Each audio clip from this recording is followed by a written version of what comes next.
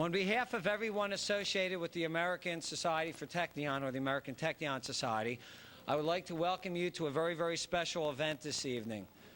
We're here this evening, all of us, to honor two very special people in the community, Dee Dee and Mike Fine. Dee Dee and Michael, as many people will be speaking later will attest, has spent their entire lives working for the State of Israel, for Jews throughout the world, and for our Jewish community. I've got three words to mention to everyone tonight. One is spectacular, one is tireless, and one is persistent. Those three words describe the work of the wonderful committee that was formed to plan tonight's event. And I'd like to thank everyone associated with the committee in doing such a fantastic job.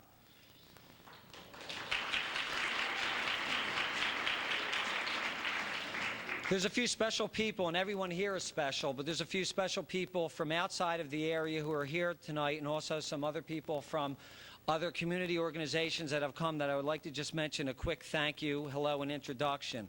Number one, we have Les and Diane Gottlieb. Les is the director of the Eastern Seaboard region of the American Technion Society, and a lot of people here haven't had the opportunity to meet such wonderful people. Les and Diane, just hello there.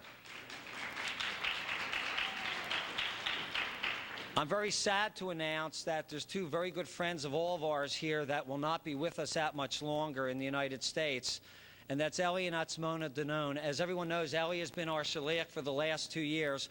We're going to miss him terribly. 3 years, excuse me. We're going to miss him terribly. We're going to miss Atzmona and the wonderful job that she's done in the community in Kelman, and we'd like tonight to salute you and say we'll see you in Israel.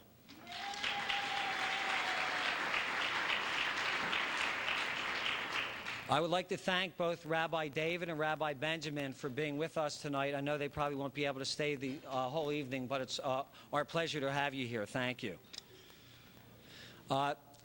Is Sandy Stein here yet? Sandy Stein, who is the founder of WinPAC, and I believe everybody sitting here, or mostly everybody, has heard of what a wonderful job WinPAC is, and will continue to do, and Sandy will be with us later. Finally, I would like to introduce someone who many of us should remember was the first Technion honoree, and that's Andy Friedman.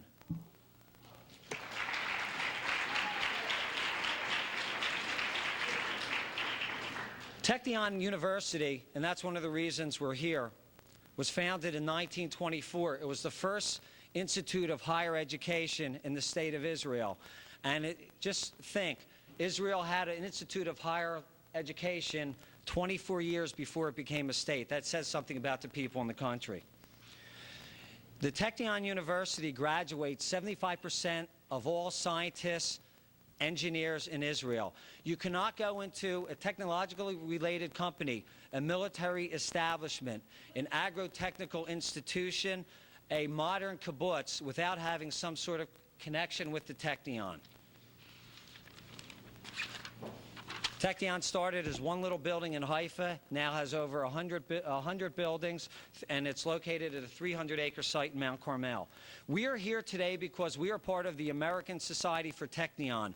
That is the American support group that was formed to help Technion University, which only gets a relatively small percentage of its funding from the State of Israel, and everyone knows why. With the financial strains placed on Israel, it does not have enough money to fully fund the university, and that's why support groups such as American Technion Society, the England Technion Society, the Israel Technion Society, and from countries all over the world have been established.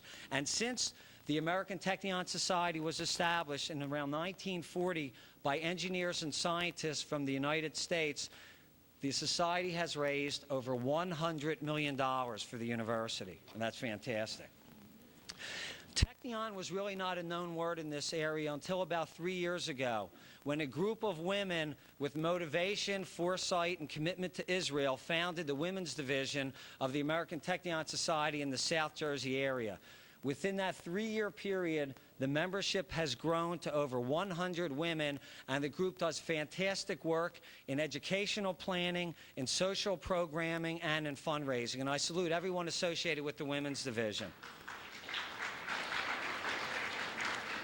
But just so us guys don't feel left out, about 3 months ago, we established the first ATS chapter, American Technion Society chapter, that has ever been established in the United States in the last 20 years.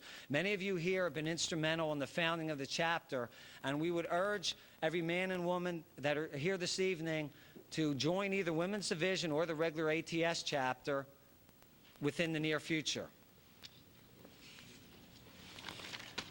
There's two reasons why tonight's special. One, and most importantly, are our honoring of Dee Dee and Mike Fine. The second reason is because we're all basking in the glow of the wonderful success of the 50th anniversary Technion Society mission to Israel that was between April 10 and April 21st of this year. There was three very, very well-known and respected couples from the South Jersey area that participated in the mission. We have Len and Judy Wismer, Dick and Joy Weissman, and Andy and Mitch. Figure that one out.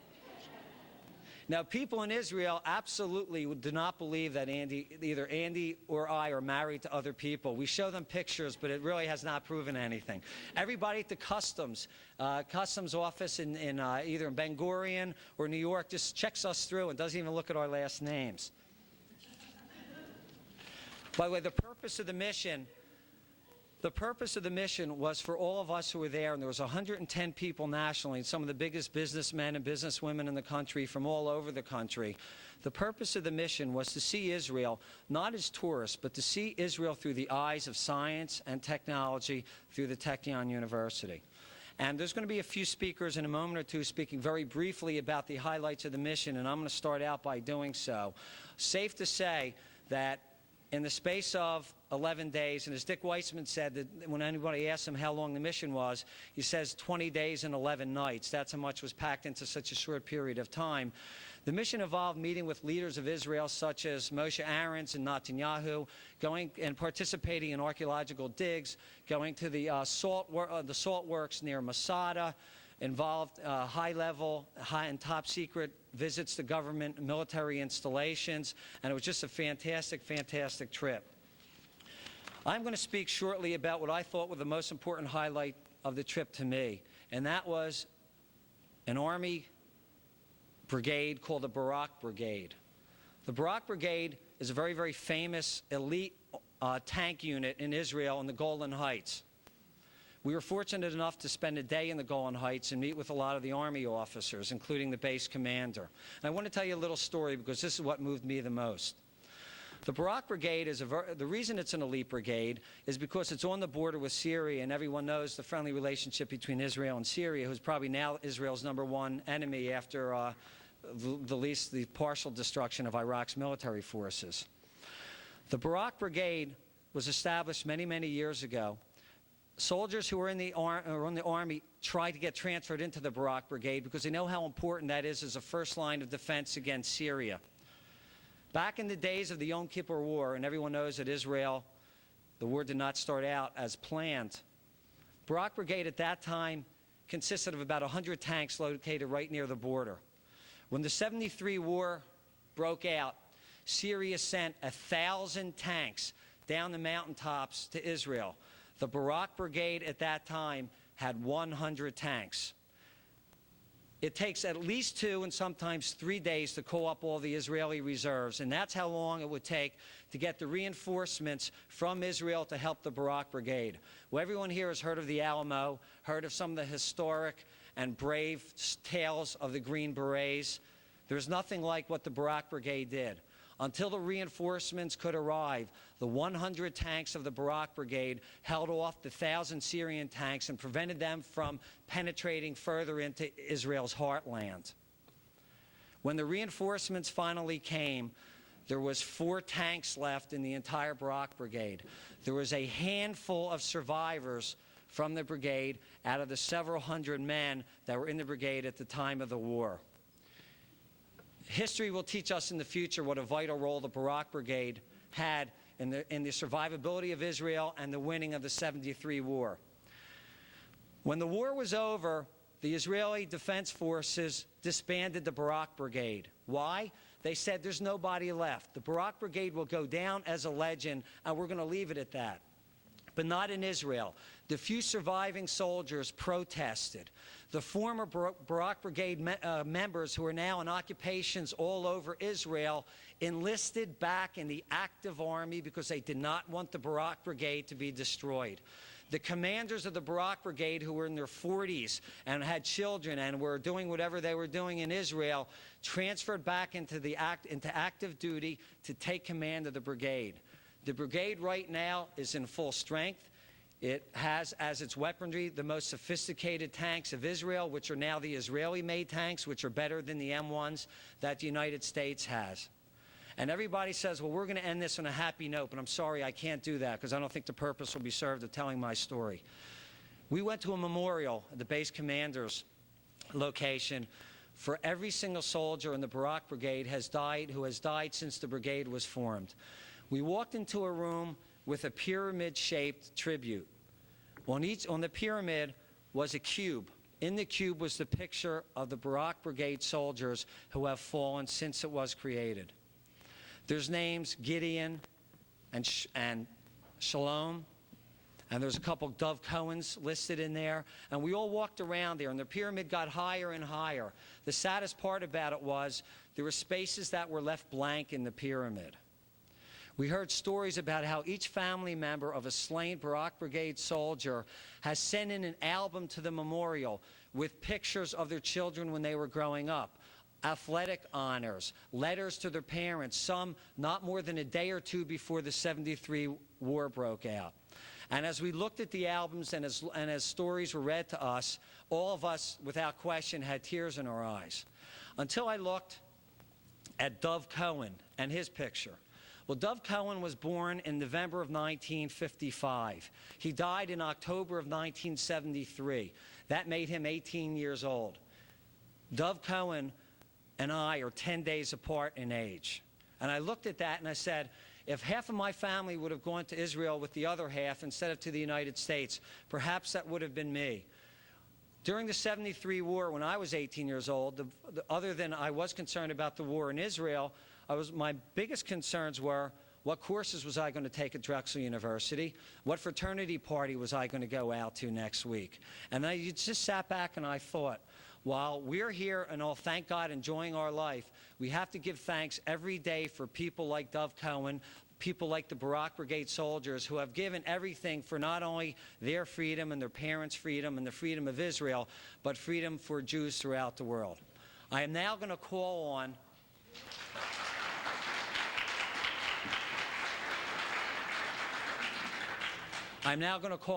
my friend Len Wismer to come speak to us for a few minutes.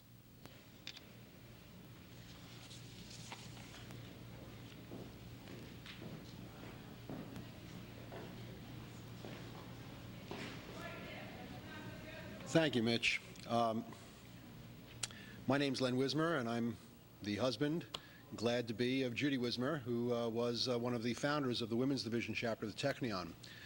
And I was one of the fortunate to have gone on the mission trip that was just recently concluded. And basically, I was asked, along with Mitch and Dick, to think about what made the biggest impression on you so that we could kind of bring back some of what we experienced and try to convey it to you.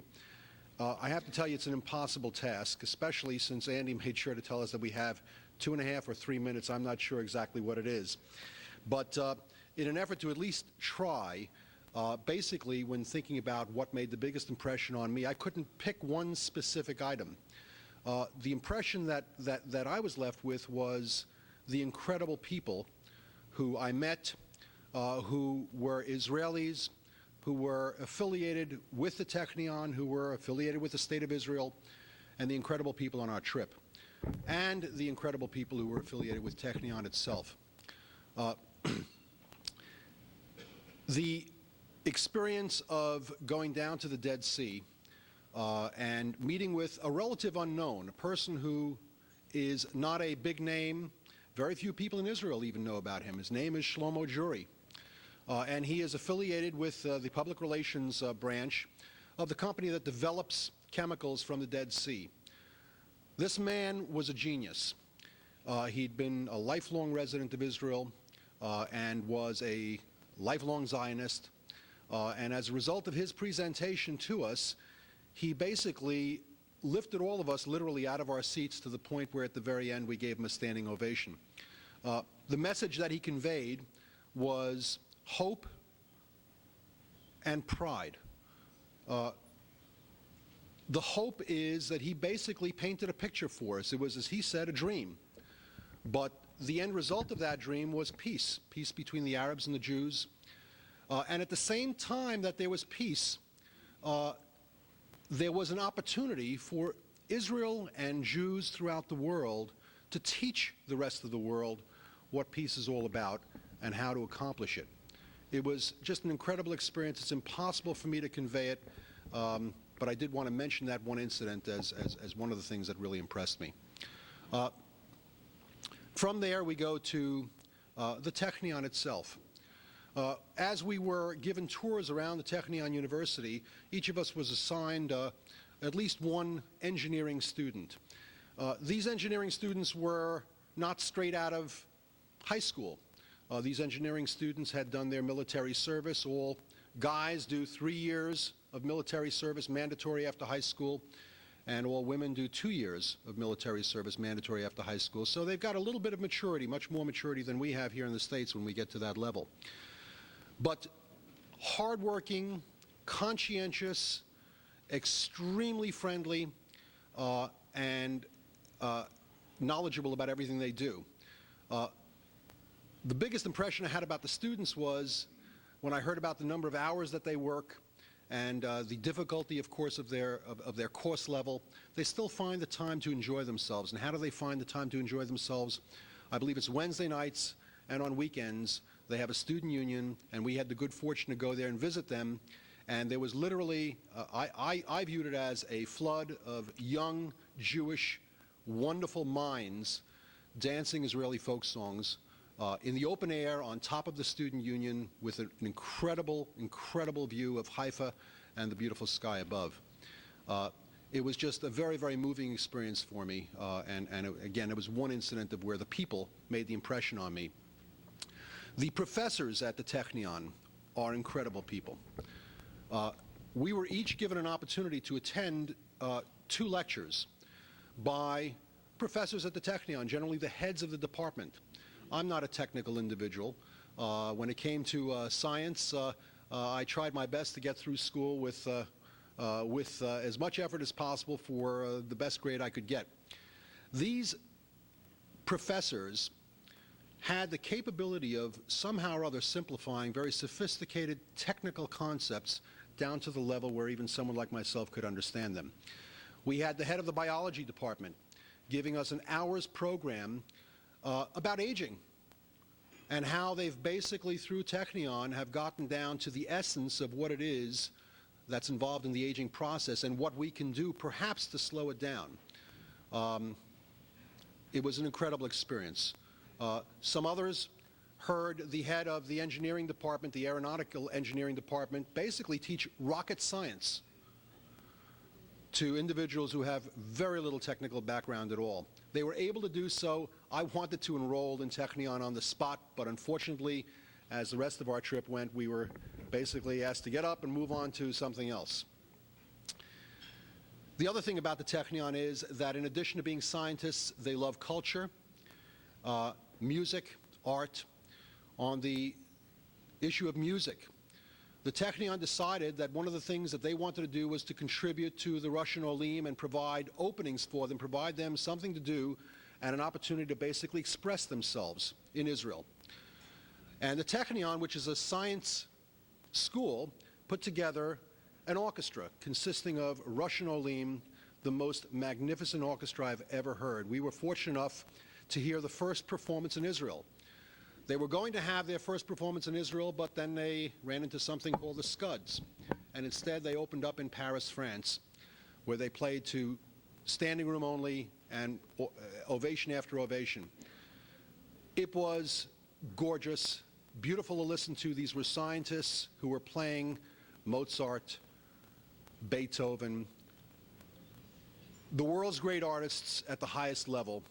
And one of the most magnificent, well, actually the 2 most magnificent pieces they played was a rendition of Hatikva that brought tears to everybody's eyes, and also a special piece, a classical piece put together by one of the Russian Olim who had been there only for 6 months, which incorporated to music his impressions of Israel, including the Scud attacks. It was an experience that I will never, never forget. Going on from that, of course, Mitch mentioned the various individuals, leaders of the country who met with us, who spoke to us. You're familiar with the names. These individuals in their presentations to us all mentioned the Technion and the importance of the Technion to the State of Israel. I won't really mention much more about what they had to say other than it was exciting to just simply be in their presence. The last thing I'd like to mention is really the people involved with the Technion organization itself. As Mitch mentioned, the Technion consists of a number of individuals, a large group of individuals, many of whom have been fortunate enough to make a considerable amount of money, and who fortunately for the Technion and the State of Israel have seen fit to share their benefits with the Technion. We raised, during our mission, $4.6 million among 110 people, an incredible sum. And how was this sum put together? It was put together by an individual by the name of Len Sherman, a major, major giver who contributed an incredible amount, and then when he heard someone else contributing a very, very minor amount, a person who gave as much as he could afford literally broke down in tears. We had individual employees of the Technion, the American Technion Society, I've never seen this before, who made substantial commitments to the Technion from their salaries. How many of us work for organizations that we feel so strongly about that we want to support them as well, not only with our work effort, but financially? We had other individuals who basically really didn't have all that much, and they were living on whatever they had, but their contribution was going to be after they left.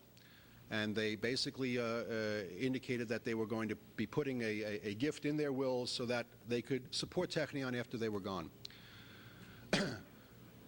Lastly, throughout the trip, was the presence of my great-uncle, Charles Schmerler, who really was the inspirational force behind the start of Technion in the South Jersey area. My great-uncle was 95 years old when he passed away. He was a survivor of the Holocaust. He lost his entire family in the war. He emigrated here and sponsored my family to come to the United States as well, and saved us from the Holocaust.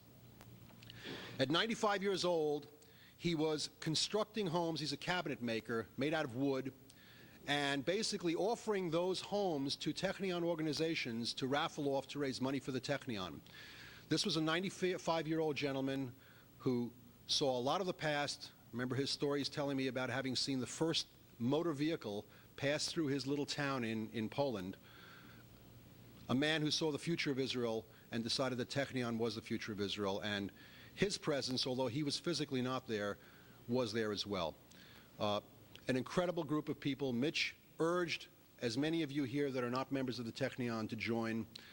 It's an honor, it's a pleasure, and we would welcome as many of you as possible to just join on board, feel proud about being Jews. I'm coming, Andy. No, I'm coming. Standing next to you because I love listening to you. I can guarantee you a number of things. As proud as you feel about being a Jew, you're going to feel even prouder about being a Jew by getting involved with the organization, and thank you for your time.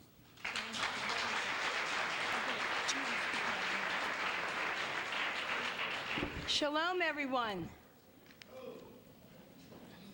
I just want to say that I know we have a time limitation, but I just want to share a few thoughts of my own and kind of sum everything up. As the poorest science student in this room, it was very difficult to translate Technion to anybody. But I want to tell you something.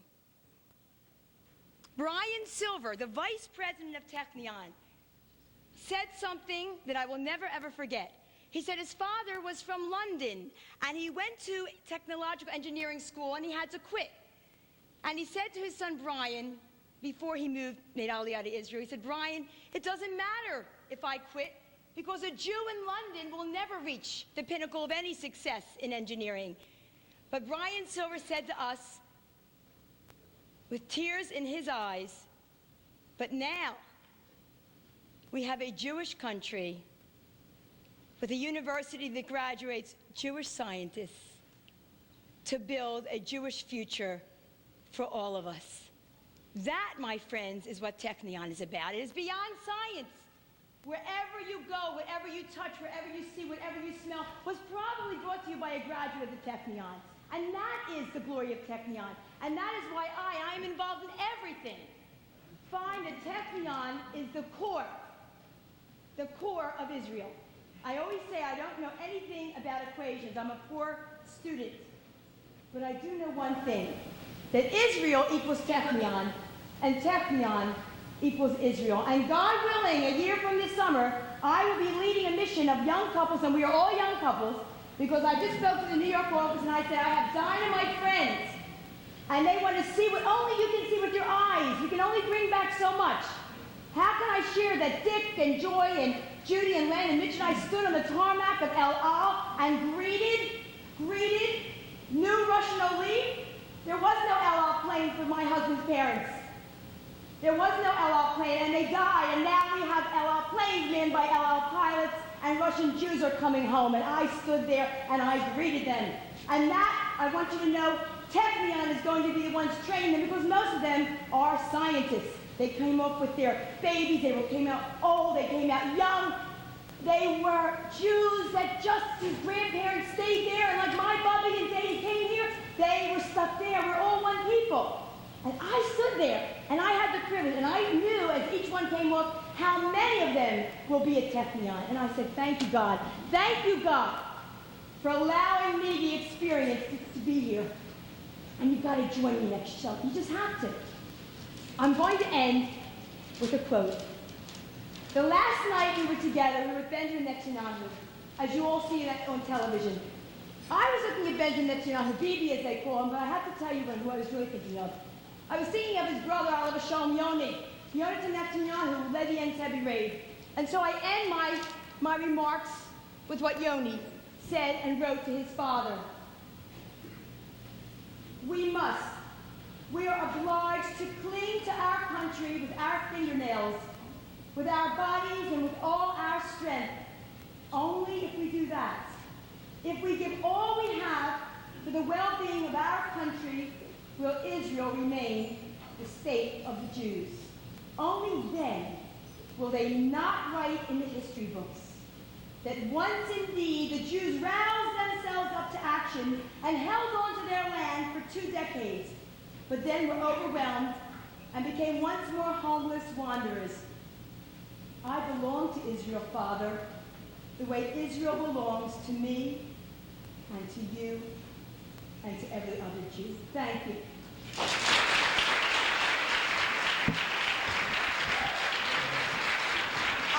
We're going to have the Motzi. We are Dee Dee's children, her darling children. Would you come up for the Motzi? And I just want to tell you that right after the Motzi, and the music will start up and the horrors, but we're going to eat. And a waitress will come by to your table and will tell you when it's time for you to come up to our delicious buffet. But right now, could we have the Motzi with the fine children, please?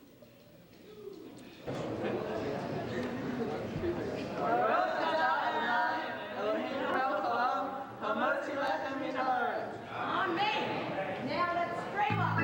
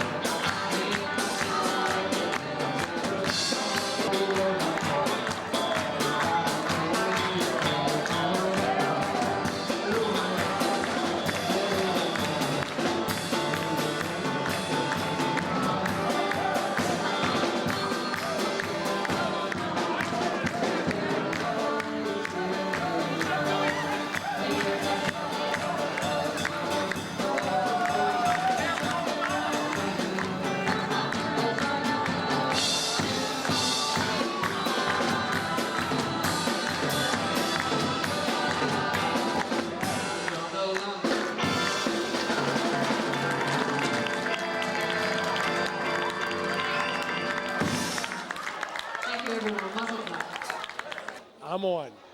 Dee Dee and Mike, have a fantastic time tonight. We really love you both. We had a couple of late wires that came in. People couldn't make it. I'd like to just read them to you. This first one is from H. Larkin Brown, president of Roman Haas. It is quite an honor that the American Society for Technion has bestowed upon you. I'm sorry not to be able to attend, but I want you to know how we feel about employee 28149. The second one is from, this is from Chris from Ponzio's. Dear Dee Dee, it was my pleasure to take an ad in the greetings book. After all, you are a frequent and, you frequent our establishment quite often and for very lengthy periods of time. Which brings me to the following point. Starting Monday, there will be a $10 per hour minimum charge for each table with a 5-hour maximum. I'm hoping there won't be any hard feelings. Oh, by the way, I spoke to the chef. It's not feasible to offer strawberry shortcake as part of the light luncheon. So I just wanted you to have these memories. Bye-bye.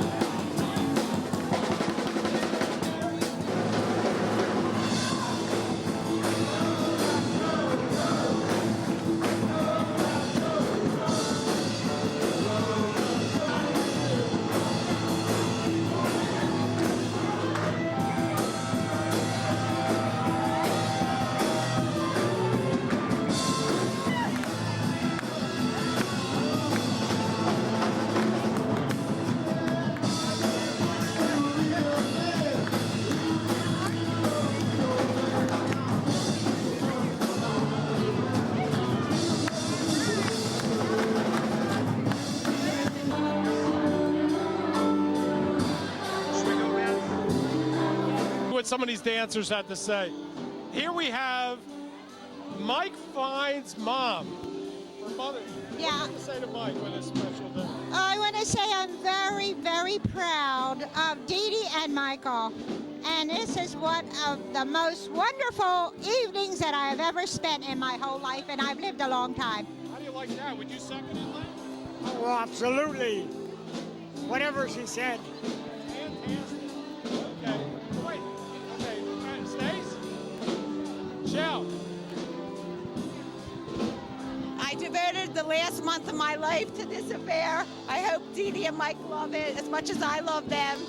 You're the greatest. You've changed our lives, and you're a real inspiration to the whole community and the nation at large. Okay, follow me. This is, and here we have the guest of honor himself, Mike Fine with his Billy Crystal hairstyle today.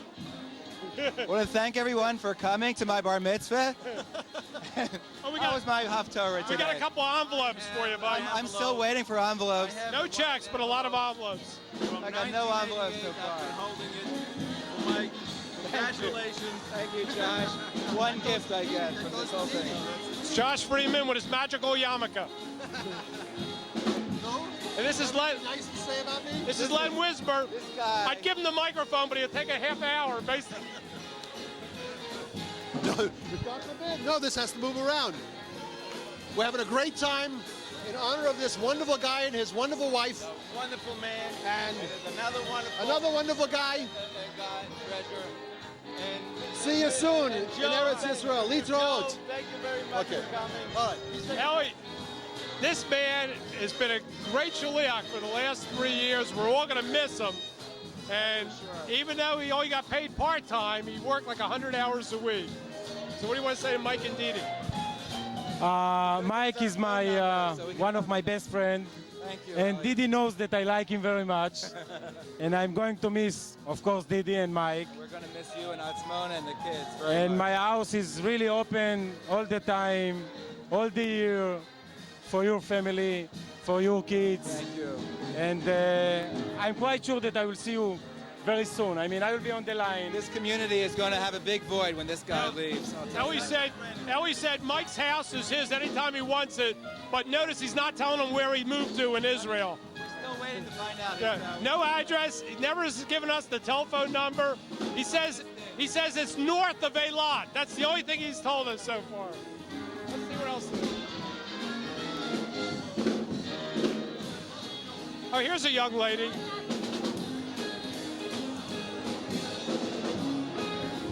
We have Randy. Say a few words to Mike and Dee Dee.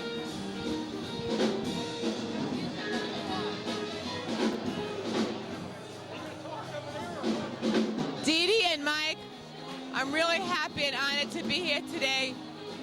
This is a party that is well deserved, and I love you guys very much, and you've done wonderful, wonderful work for Israel and the Cherry Hill community. It was the best day in the world when I met the two of you, and I love you. I hope you're having a great time. Bless you both. Very nice, Rand. Oh, let's read this. And here we have lovely Atzmona, who's getting ready to remake Aliyah. Thank you very much. We are wonderful and we love you and we will miss you very much and we hope that you will come to Israel to visit us. You are part of the family. We love all of you. See you in Israel. Bye. Excellent. And this is Dr. Mo Goldstein. Dr. Goldstein. Dr. Goldstein, you're on the air right now, live from New York. And we understand that you're coming out of retirement based on the fact that... What did you say? I'm live from New York? Live from New York. How did you guess that? Well, so what do you want to say to Mike and Dee Dee on this special night? To your committee? What? To your committee? To anybody. What do you want to say? What, to anybody? Yes. I don't know. I don't rightly know. No? Okay. Who's this young lady over here with all these diamonds on her dress here? Those diamonds are paid for. Nothing. I earned them myself. I worked very hard to get those diamonds. And they're not my best friends either. Mary, is it true that you were in the beauty parlor for 3 hours today? 5 hours, and I had to take a second mortgage on the house. You look beautiful tonight. Enjoy this special night. Oh, I'm pulling up osmotic stress. Let's try it again. Okay, here we have one of the organizers. She organized, and she's trying out the fruit now to make sure it's right. Fruit is right.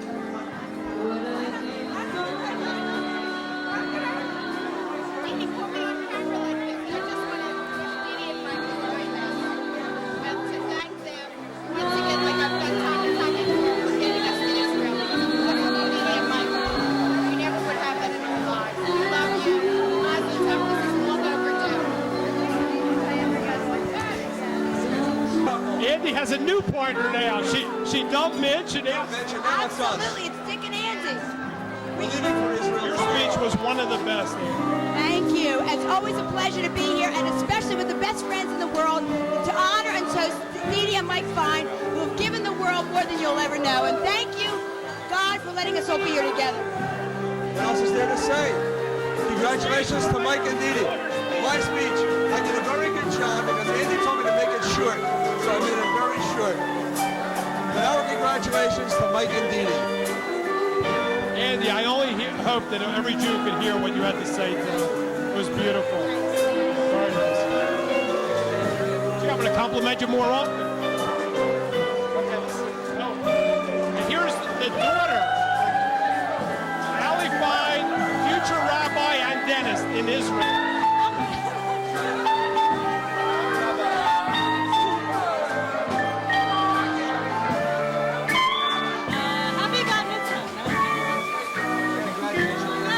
Spontaneous reaction they get for $80,000 of education. This is what you get.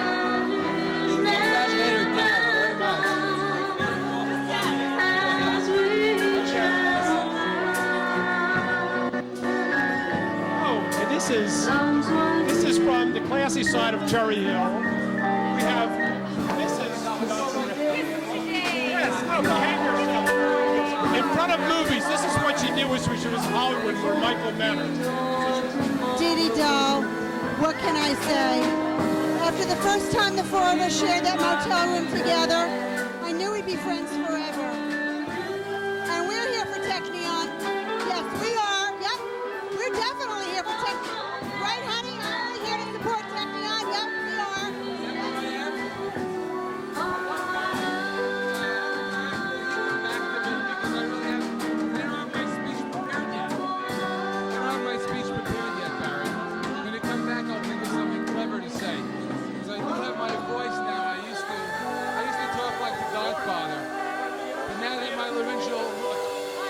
Vocal cord paralysis has returned, and I have a normal voice. I really have a speech outside in the car that's going to be 10, 12 pages. However, I will summarize it and say that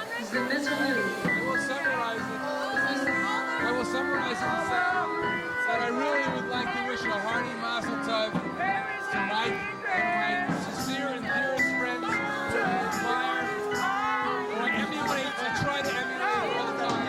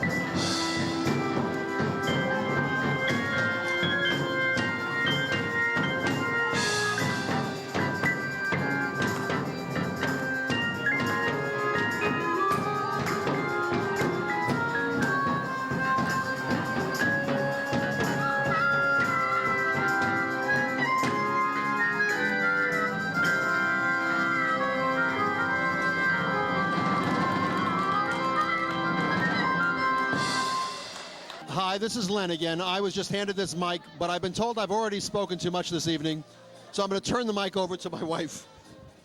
He was wonderful, wasn't he? We didn't want to miss the chance to extend our very special personal thank you to Dee Dee and Mike. Just like everybody else, everybody's got you've changed my life story for Dee Dee and Mike, and we have the same.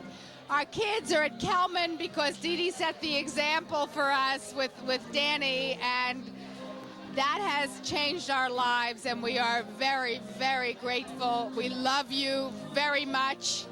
I hope this gathering gives you a clue. You are both incredibly special. We love you. I share in all of that, and then some. We love you. Bye.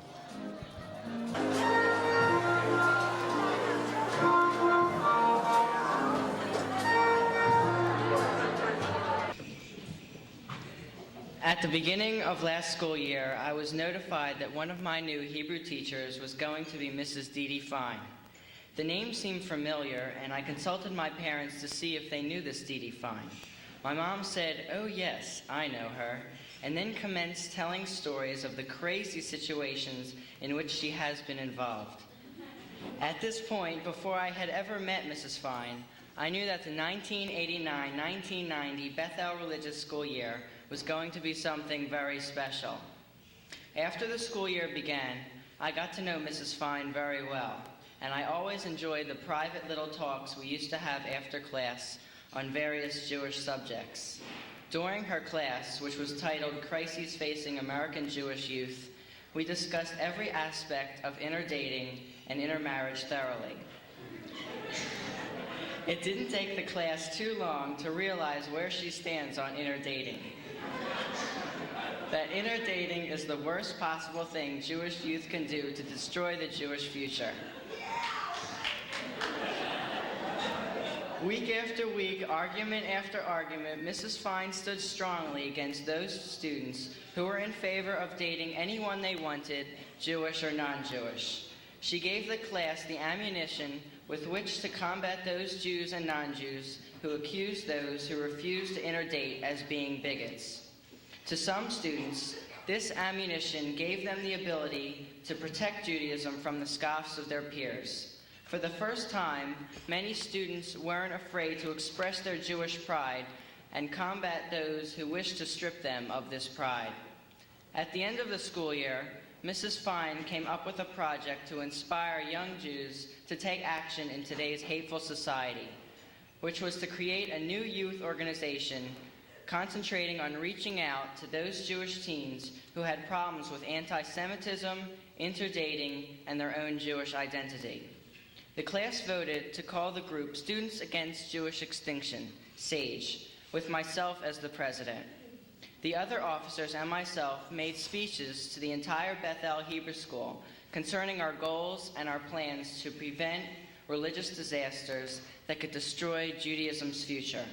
At the end of the speeches, we were all given a standing ovation for our courage and for our willingness. But I felt the ovation went even further. The ovation was really for our teacher, Mrs. Fine, whose dream it was to create a way for Jewish youth to express their fears and their problems in order to inspire others to take action. Hopefully, in the years to come, Students Against Jewish Extinction will stay alive and influence Jewish youth.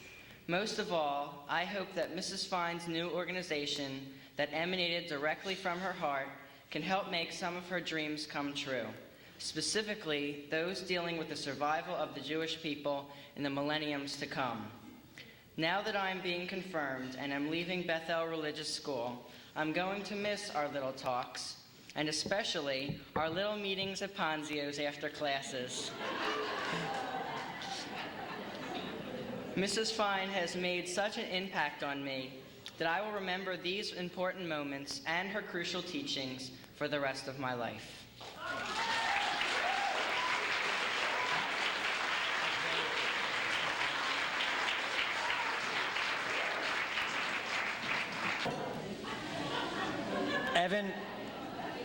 Evan, from all of us, thank you. I think all of us Jews think that we have a little bit less to worry about when we hear fine young men like Evan come up and speak in front of us. Thank you, Evan. I've used the expression before that the apple does not fall far from the tree.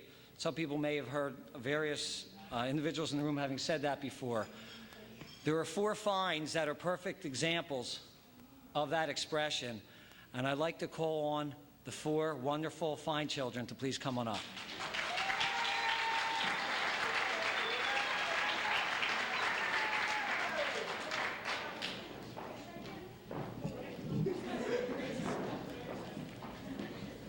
Who's going first? Ricky start. Yeah, I want to just mention before Ricky starts that we all would have had ours typed too if it weren't for our computer breaking and no alternatives at all. We actually thought this was a roast of some sort, so we prepared. Well, tonight we'd just like to tell you a little bit about our past and why we're all here. I guess everybody in the room knows the dedication of my parents, both of them, and as it was spoken before, the apple does not fall far from the tree.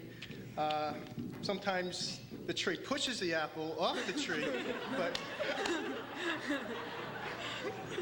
let me give you a little idea of what it was like to grow up with activist parents.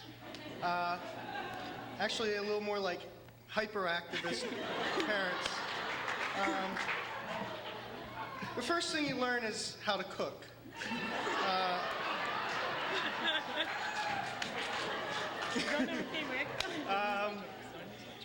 We all learned how to cook at a very early age. And we learned how to tolerate certain inconveniences that might drive other kids a little crazy. For instance, when we wanted to come home from Hebrew school, and it was our parents' turn for carpool. We accepted it. We learned fun things to do in Haddon Heights for a couple hours while we were waiting for them to pick them up. You'd be surprised. And I can't say we grew up in a quiet household either. Actually, I remember one time, one of our neighbors who lived about 3 blocks away called us and asked us to keep the noise down. It was getting a little late. And we tried to figure out why were they so far away, yet they heard us. And then we realized all the other neighbors in the area had moved out already from the noise, so we kind of expected that. And actually, both of my parents are very involved.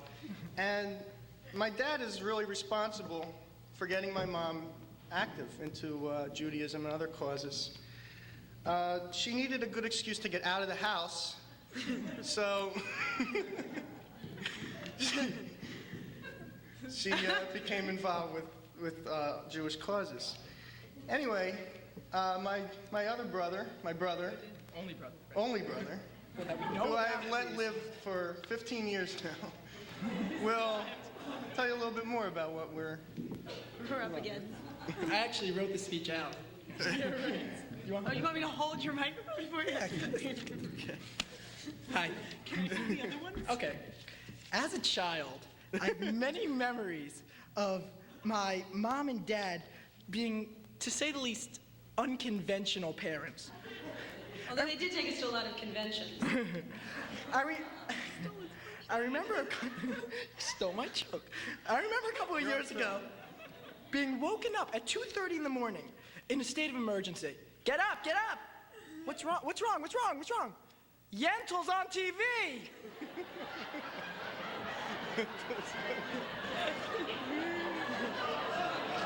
Wait, you took my card.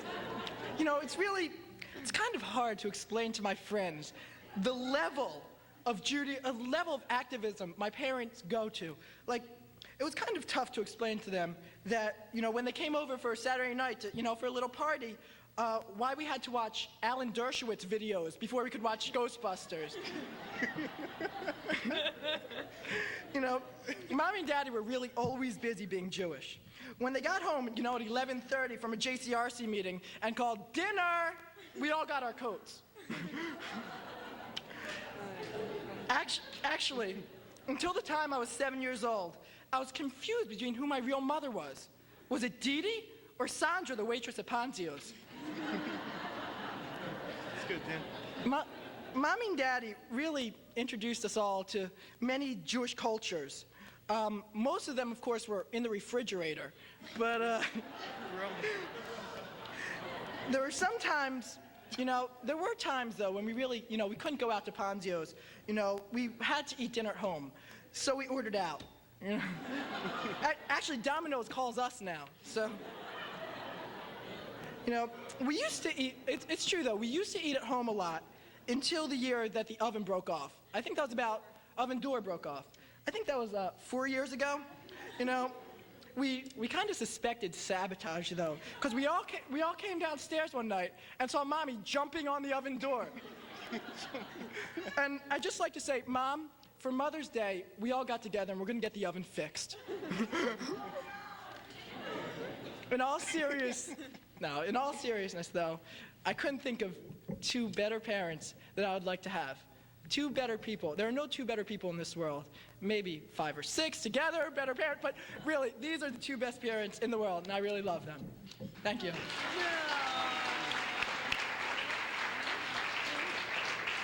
Where's mine? Okay. Where's my card? You stole my card. Where's my card? Okay, our parents went to great lengths to make us into activists. And one of the ways my parents trained us to be activists is by having meetings in our house and then hiding the car keys so that we couldn't leave. We all grew up on cheese and crackers. And actually, we planned to take the leftovers home from this thing, so guys, don't eat too much. We're gonna be eating them for the next 3 weeks. All right, so finally, it worked, it rubbed off. She took us to all these conventions, and I became an activist. And senior year, I missed so much school, I had so many absences that I almost didn't graduate. And right now I'd like to take the time to thank Dr. Rosen and Dr. Raymer for my diploma. Thank you very much. Here's the story. That's it, that's all. One of the things that's kind of hard to deal with when you have my mom for a mother is having to share her attention with, first of all of you, and everyone else. There's a lot of times now, especially since she's become involved with WinPAC, that I'll call and we'll be talking to you on the phone about what I'm going to do with my life or what recent tragedies happened. And she'll say, oh, hold on a second, honey.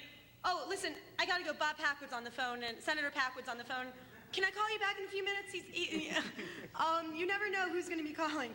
In fact, we got last year when she organized the WinPAC convention, we had a 12-page phone bill, which is about 6 feet tall. And we took out a second mortgage, so no one has to worry. It'll be all right. Another thing is like the extra knowledge that you get, not just about Israel and that kind of thing and politics, but I think we're the only kids that I know who know every lyric to every Safam song ever written. Albums. But one thing that Allie said about taking us out of school, and I also miss a lot of school too, mainly because Mom would come in and say, oh, listen, there's a speaker in Philadelphia, we've got to go. It's at 3 o'clock. You can't take your calculus midterm today. I'm still suffering. But it's true. But one thing she would never let us miss, on the other hand, was Hebrew school. God forbid, ever. And that's really paid off.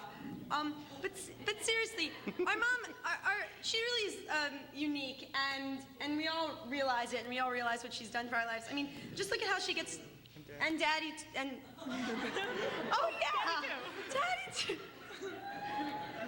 Daddy really does make, I mean, I think that it's overlooked sometimes because Dad's sort of a mellow guy. Needs a better PR person. Does anybody want to volunteer for PR purposes? Shelley Bird, oh, we got some volunteers. All right. No, because Dad really does make this all possible by allowing, I mean, by, actually, he's the one who takes us to these meetings, because Mom's at her own meetings. He is the one who helps us type in all the ads on the computer that we're doing and do the mass mailings for all our groups. And Dad really does make it possible, and he has his commitments in his own. I mean, I don't think many people know about the things my dad initiated at his company. For example, after the Pan Am disaster, was starting a fund for working against terrorism at his company, and he does an awful lot of things that should get more recognition. So you should all let's all recognize Dad. All right. Now you can talk to my mom. So I guess I have to wrap up here about. Talk about activism now. So. What? Oh, okay. No, but seriously, we prepared this very carefully, but it's so hard when you're up here to not get nervous and freak out. Go slowly like this. But in any case, we just really, there's not enough to say about how much we are happy. I mean, how lucky we are, how lucky we all feel to have our parents. They really have given us so much. There's nothing in our lives that's not touched by their unbelievable love of Israel, their love of Judaism, and their incredible ability to pass that on to everyone they know, and especially to us. And you can see from how active we all are in Jewish causes that it really has transferred and become part of our hearts. And to see, I'm sure you've all seen, talked to my mom about her trips to Israel, and we really got it first when she's fresh off the plane from the first trip, and there's nothing to describe that. So, and we love it. And we love it. So that's all. Thank you.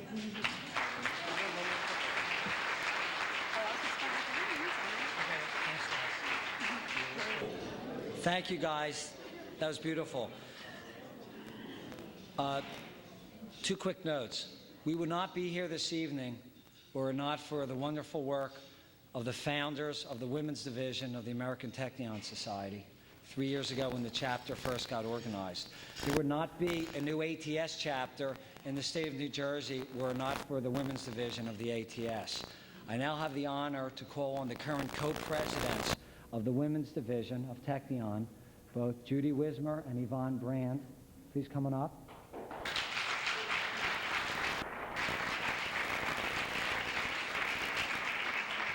And I would also like to call on our wonderful, wonderful guests of honor, Mike and Dee Dee, to come up as well.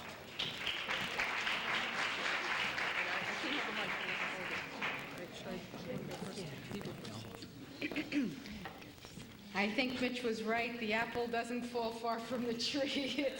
Les Gottlieb, who I was sitting next to, said we should all have this nachas, and I agree. I speak, Dee Dee and Mike, for Mitch as president of ATS, for Yvonne as co-president, for so many, many people who wanted to speak. We would have all been here, I think, till next week, very happily so, hearing about these incredible people, and I am the lucky one. We are the ones who have the privilege and deepest honor to be up here to say the few words that we can. Don't start.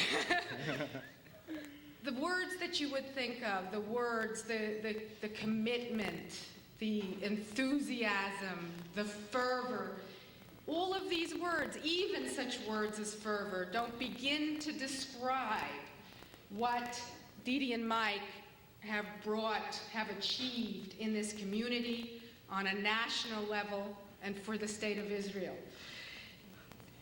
This Malcolm Homeline, who most of you know, who is the executive director of the Conference of Presidents of the major American Jewish organizations. It's a pretty high level. We had the privilege of reprinting his letter to Dee Dee and Mike in our program. And I think he articulated it so beautifully. I must read to you a few words from his letter because his words really articulate so well what we are trying to say. There are no more deserving recipients of this recognition than the Fines. They have demonstrated an unparalleled depth of commitment and devotion in a wide range of activities. This devotion to Israel and the Jewish people, which is reflected in their children, has earned them respect and admiration not only in their own community, but nationally as well. For so many of us, you've served as our models. Nothing is too much. Nothing is too much of a burden. You're always there, whether it's 2:30 in the morning, whether it's on a Sunday afternoon, whatever it is, you're there. You're there as our teachers. You cajole us. You encourage us. You support us. We follow your lead. Tonight, in your name and in your honor, we, the South Jersey chapter of ATS, have succeeded in our first major goal. Many of you know we pledged to build a dormitory room at the Technion campus, badly needed, with the Russian Olim coming, for Israeli students as well. In Didi and Mike's honor, and first let me congratulate and thank everyone here from the bottom of my heart and from the bottom of all of the hearts of those who worked so very hard to put this evening together. It is an extraordinary accomplishment, and we are thrilled. And what gives me tremendous pleasure as well is to announce to you both that you will be named on the plaque that will appear in the room, because we want to recognize and memorialize that indeed it was in your name and in your honor that we were able to achieve this wonderful success.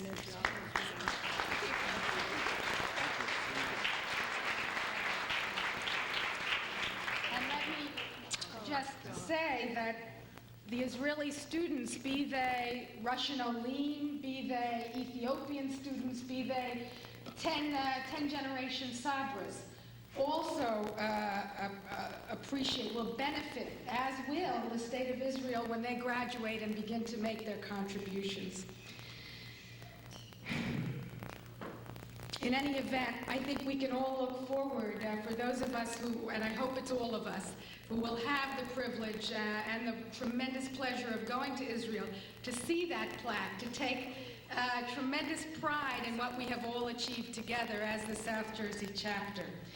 We have some other gifts for you. Let me give the mic to... You hold the mic. Okay.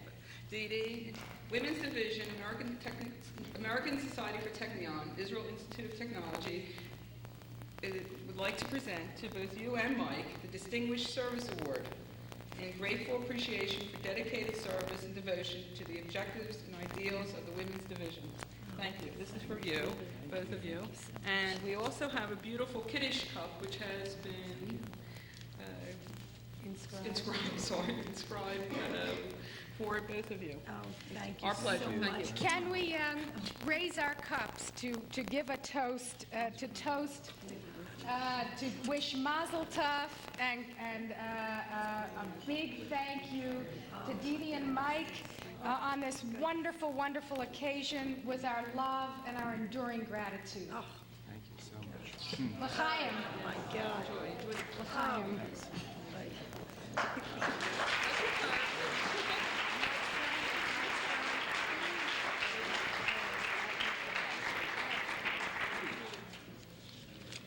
I'm schwitzing here.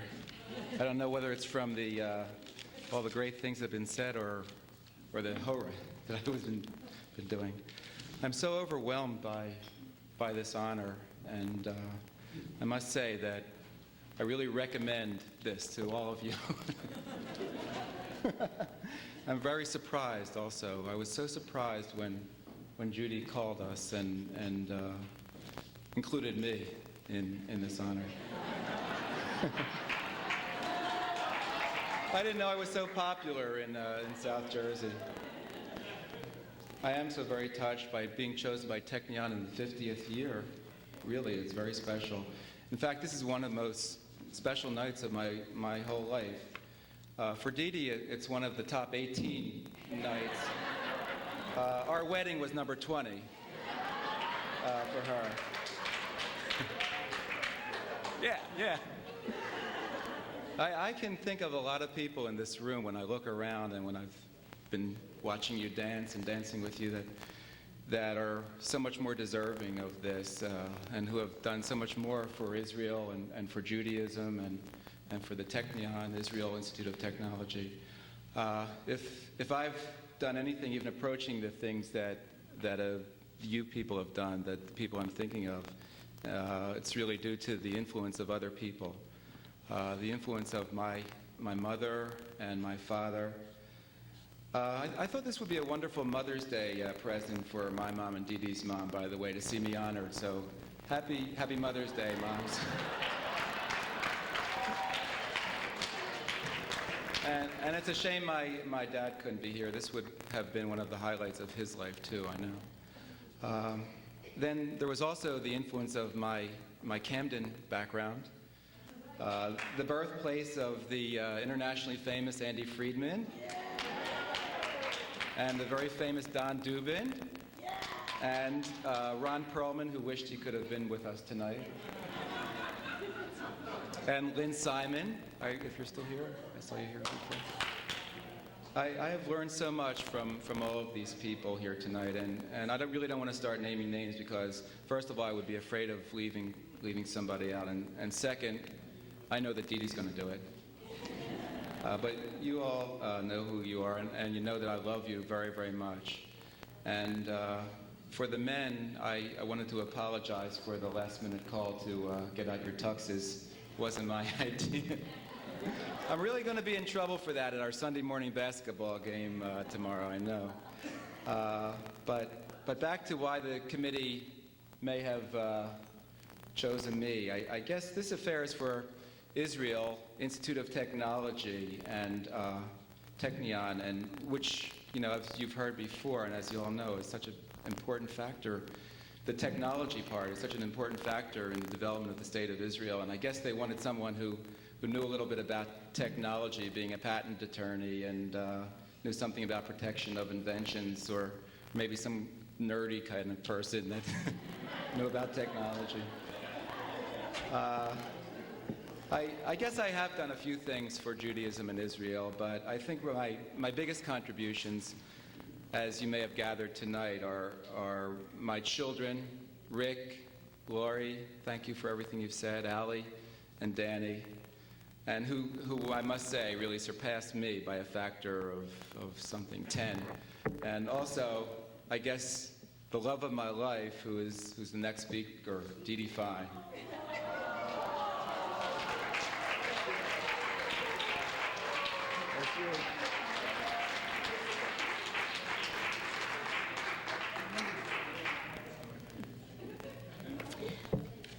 Mike doesn't know it, but the love of his life couldn't make it. So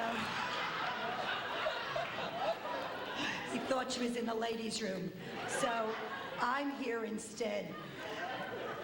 And at the risk of being repetitious, I have to say that Mike really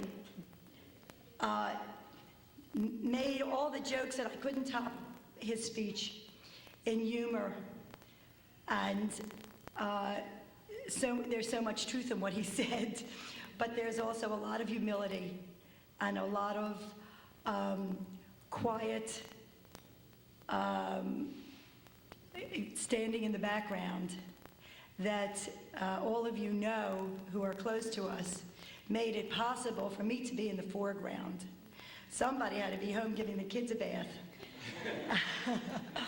And although I told them they're really old enough now to give themselves a bath. But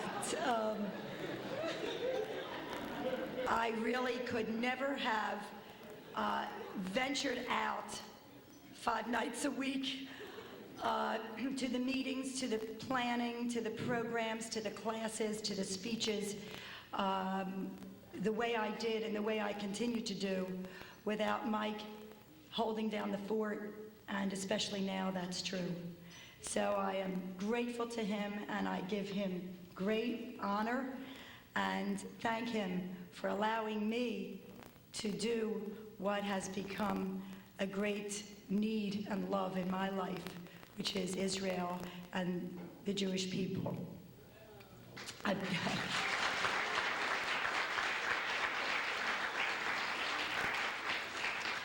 Looking around this room, there isn't one person that I don't have a history with, I think, and have shared such a wonderful and amazing experience with, from Evan's mother, who I shared a very unique experience with about 5 or 10 years ago, when the Jewish Community Center had a basketball tournament between Camden High and Northeast High. The only thing was, it wasn't current students, it was students of 25 years ago, and we were the cheerleaders together. We sang Yiddish cheers for our boys, who nearly broke their legs. And she and I must say, I didn't want to stand next to her because she really looked cute. And I was really, I mean, half of the team left when they saw me come out. So they made me promise to put on a pair of slacks and get out of that skirt. So from all of the people here, and Evan, who I must confess is not your typical student, as you may have guessed, but is a treasure to have as someone in my class, and I'm trying to get a job now with Midrash Shah so that I can continue to have him for 3 more years. But all of you here, and without going into individuals, because we will be here all night, and I do want to get on with the dancing and the fun, I must say that there are no better people, not only in this community, but frankly in this world, than those people who are here tonight. And I am not only honored by Technion, I am honored to be your friend, someone that you spent your evening to come out and be with and honor. And I tell you that the honor is mine to be associated with you and to be able to call you friends and to have you associated with me in my life. So I cannot tell you how deeply this evening has touched us. And now I will get on to my speech, which I will read quickly so that I can get through it and maintain some minor degree of composure, which is unusual for me anyway.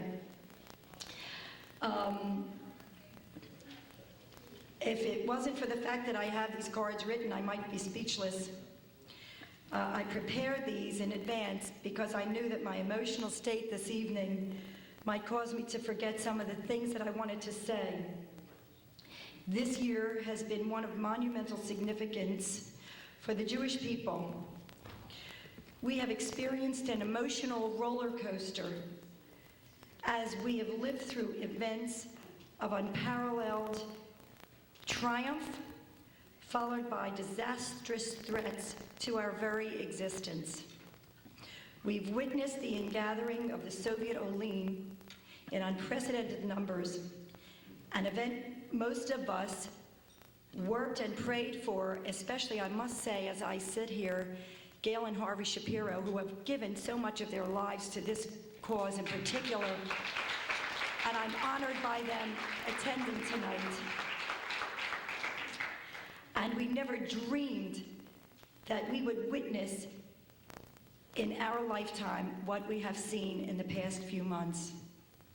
Once again, our faith in miracles as an integral part of Jewish history is confirmed. Our relation, however, was abruptly brought to a halt as we sat transfixed to our TV sets, watching in horror the Jewish state under siege. The image of Jews in gas masks again linked us eternally to our past. We watched night after night the people of Israel demonstrating their remarkable courage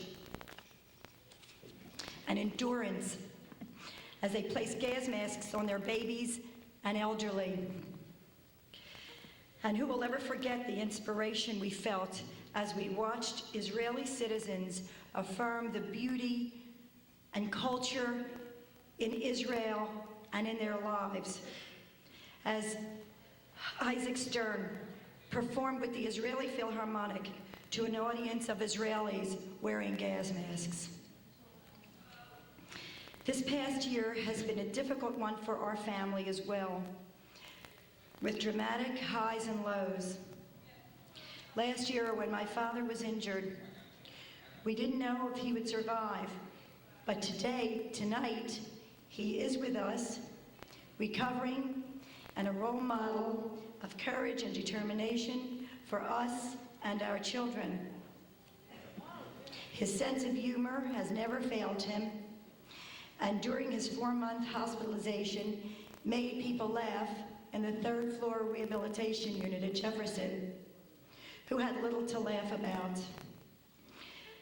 My mother's unfailing strength and dedication and devotion to him has taught us what inner and outer beauty truly is.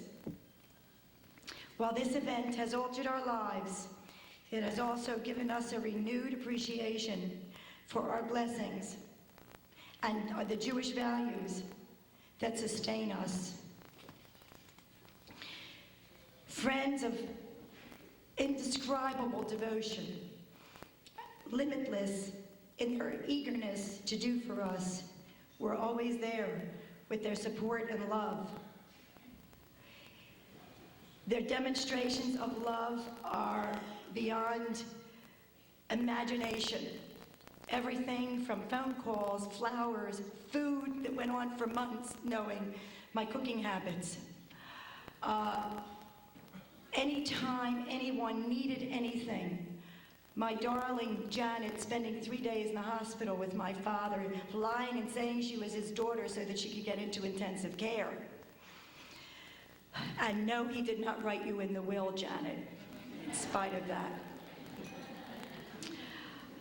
So many of you who have done so much that I cannot even begin to thank you all.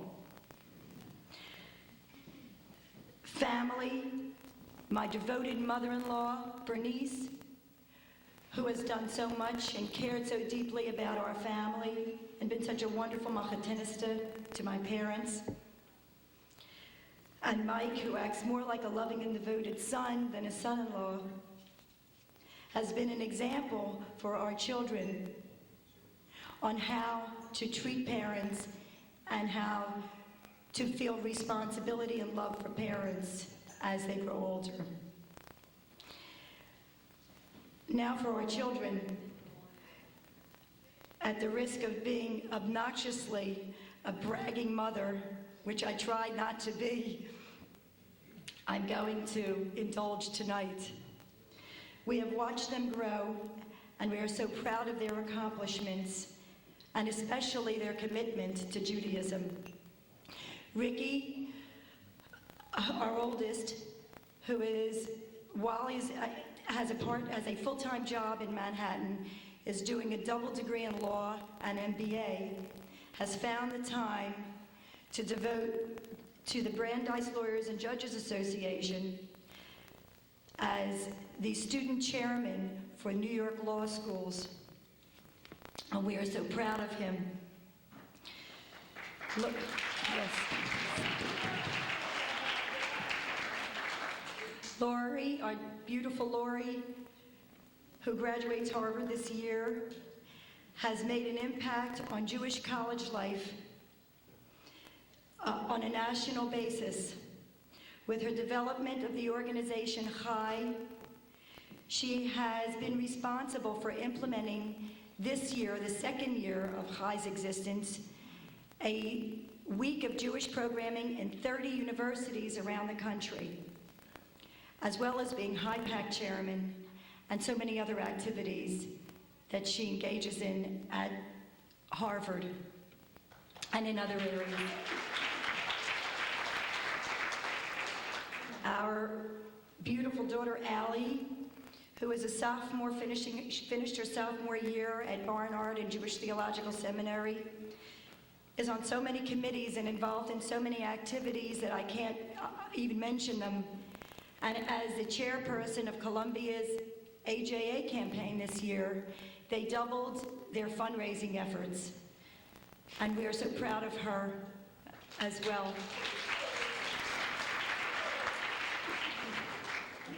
And finally, Danny.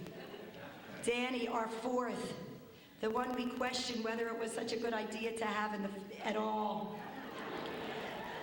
You'll forgive me, but the best argument against abortion that I can offer. Danny is our treasure. He is the personification of the word mensch. He brightens our lives with his humor, and his devotion to his grandparents and to us knows no bounds.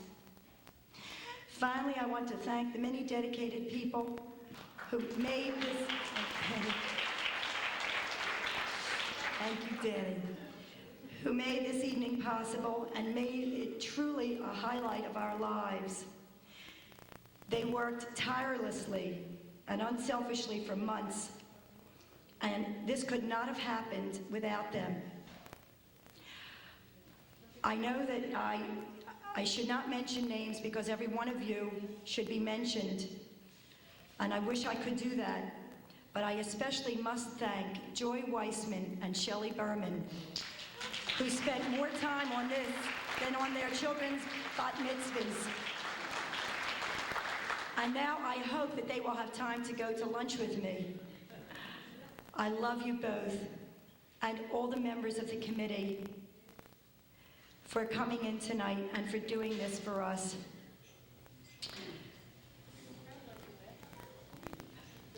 Finally, I want to pay tribute to all of you who came to support Technion and have inspired me, encouraged me, and taught me what devotion to Israel and Judaism is all about. Sandy Stein, a national leader who has changed the world with her efforts. Ellie Danone, our beloved Shaliach, and his gorgeous wife, who I'm already having withdrawal pains at the thought of him leaving. Our wonderful friends, the Wests, who came down from the Raleigh Hotel to be with us, who came down in every way. They actually bought a house in Cherry Hill to be part of this group. And all of you here who have meant so much to us, thank you, and I'm truly honored that you are here for us tonight. L'chaim.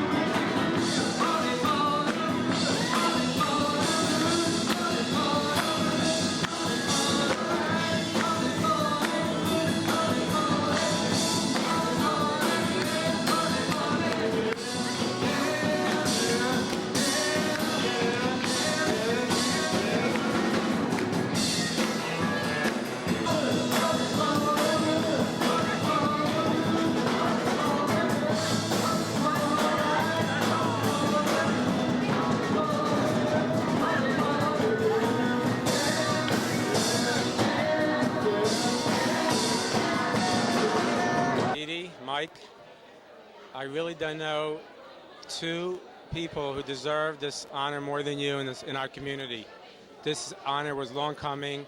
You are so dedicated to so many Jewish causes, to Israel, and mostly to your friends. We love you, and we wish you the best that life can offer: health, love, and lots of happiness. And we hope we always celebrate all great simchas together. We love you. And here's my lovely wife.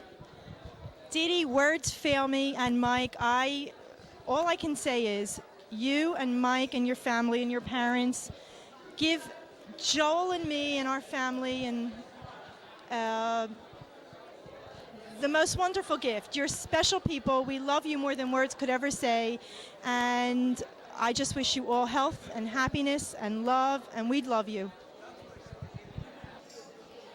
Dee Dee and Mike, this has really been an extraordinary evening for everyone here, because you have touched the lives of every single person here, and certainly ours included. You are really unbelievable people, just so giving and loving. And as I said to you earlier this evening, this testimonial was very long overdue, and I just want to say we love you, and I'm going to say goodbye now because before I start crying. Edwin? As you know, I certainly can't say as much or say it as well as Maxine did, but I would like to say that in your honor, we had dinner at Ponzio's last night.